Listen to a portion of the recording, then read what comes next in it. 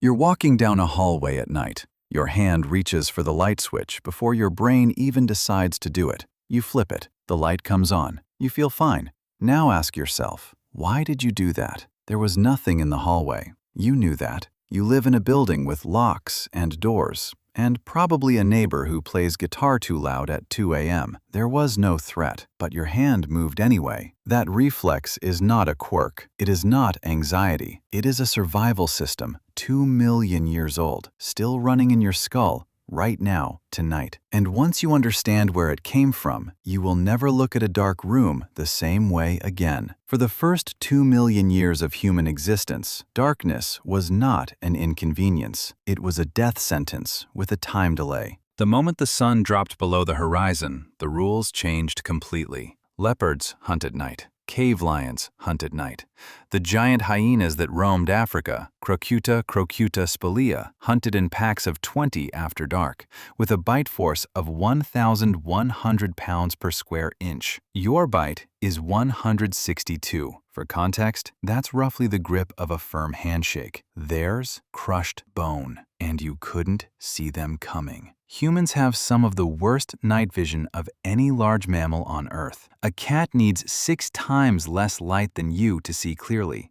An owl can spot a mouse from 100 feet in near total darkness. You bump into furniture and stub your toe. So for 2 million years, every human who survived the night did it by being afraid of the dark. The ones who weren't afraid walked out into the darkness and got eaten. They didn't pass on their genes. Simple as that. Fear of the dark is not a flaw in your brain. It is the reason your brain exists at all. In 2000, researchers at the University of Chicago studied nyctophobia, the clinical term for fear of darkness, and found that between 40 and 64% of adults report discomfort in the dark, even in controlled, safe environments where they know there is no threat. Think about that. You know you're safe. Your rational brain knows it, and the older part of your brain doesn't care. It's already scanning the shadows. Neuroscientist Joseph LeDoux at NYU mapped what happens when a human perceives darkness. The amygdala, the brain's threat detection center, activates before the visual cortex even processes what you're seeing. You feel afraid before you see anything. The fear comes first. That's the system working exactly as designed 2 million years ago by every predator that ever ate one of your ancestors.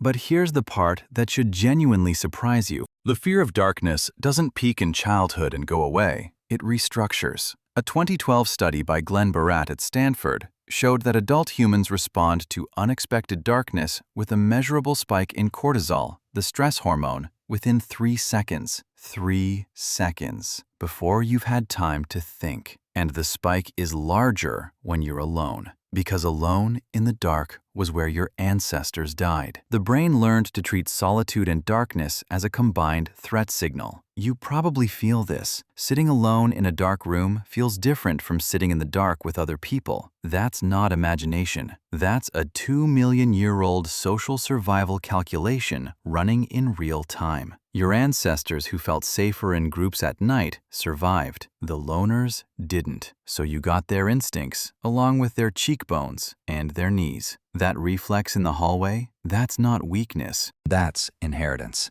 Now the question is, what did people do about it for all that time before electricity? The earliest evidence of controlled fire is 1.5 million years old, found in Wonderwork Cave in South Africa. Burned bones, ash layers, a hearth. Someone, 1.5 million years ago, looked at darkness and decided to fight it. Fire didn't just give light, it created a perimeter. A campfire produces a safety zone roughly 30 feet across. Predators will not enter that zone. It's hardwired into them too. Even today, wildlife researchers in Africa document that lions avoid active fires consistently. So for hundreds of thousands of years, the survival strategy at night was simple: keep the fire alive. Someone had to stay awake and feed it every night without fail. Because if the fire died, the darkness came back, and with it, everything in the darkness. Around 400,000 years ago, evidence from Terra Amata in southern France shows structured hearths built deliberately inside shelters, not just open-air fires. People were designing their shelters around the light source. The fire was the center of everything.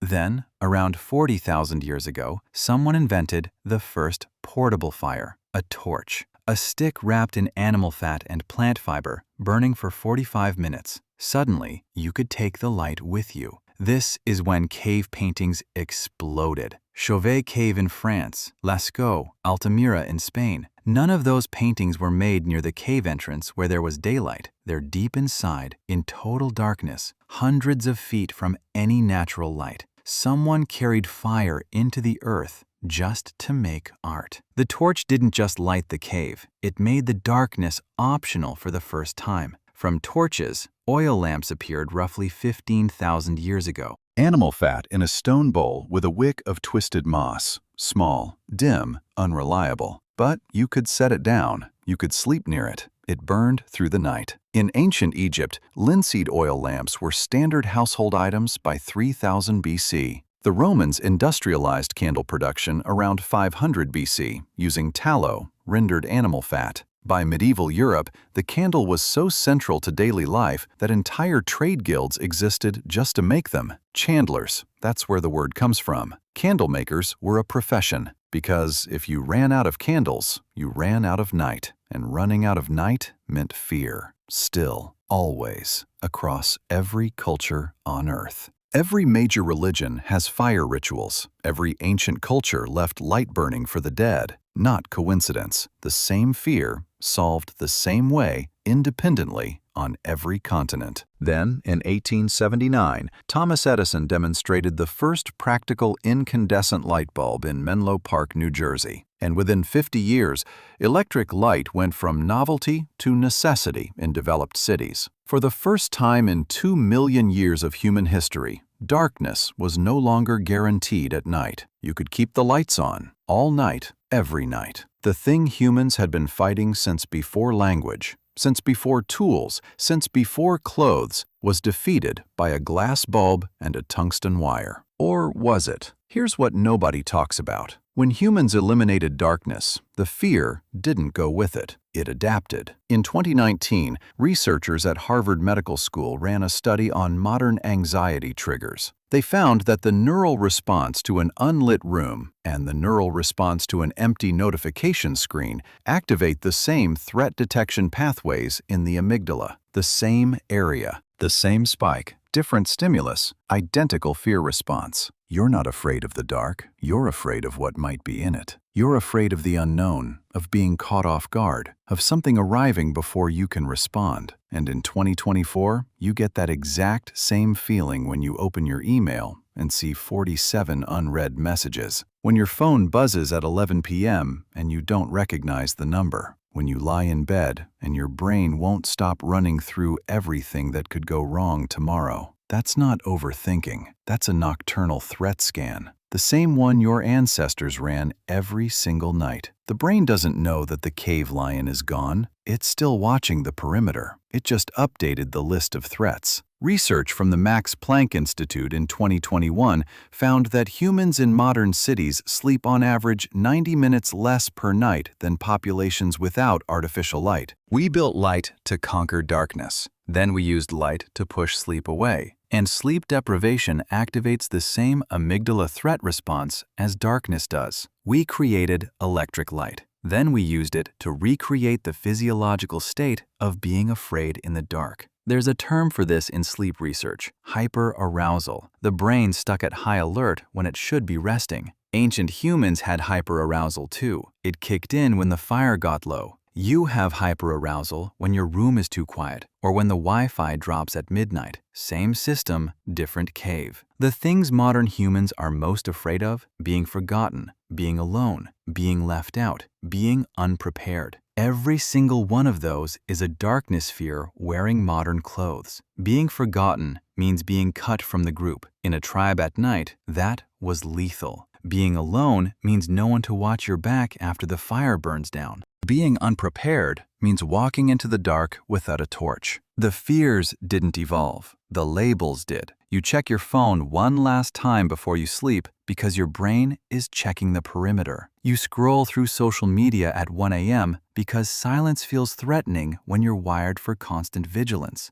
You sleep with a light on, or a TV on, or music on. Not because you're childish, but because 1.5 million years of evolution says darkness means danger. And you built all of that because your ancestors built fires. The technology changed every few thousand years. The need behind it never did. So next time you reach for the light switch in that hallway, just know what's actually happening. Your rational brain is walking to the kitchen for a glass of water. Your ancient brain is scanning for leopards. Both of them are right. The leopards are gone. The scan never stopped. You didn't beat the dark, you just moved it. And somewhere in that dark, your brain is still keeping watch.